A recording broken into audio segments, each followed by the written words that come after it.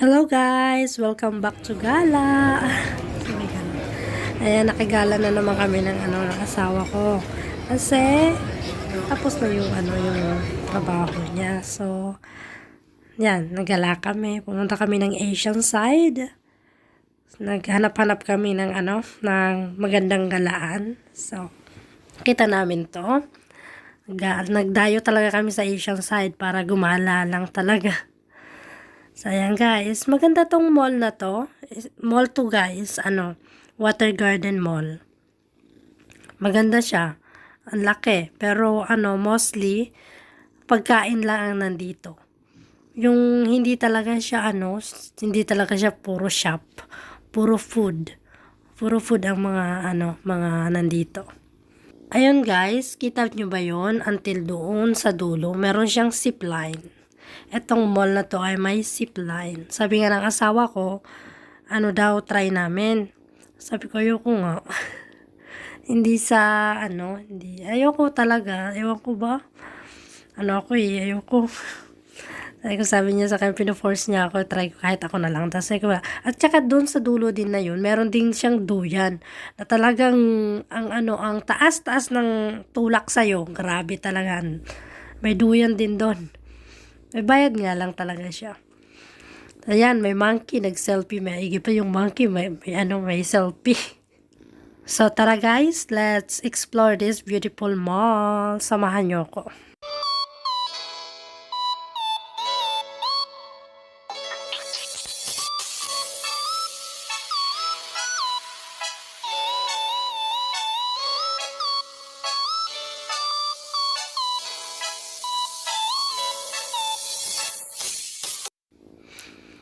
Nagutom kami guys. Ayan, kain muna kami ha. Tuloy natin mamaya, sabay ganon. Hindi, kain muna kami mag-asawa. Dinayo namin si KFC sa Asian side. Masarap daw si KFC sa Asian side.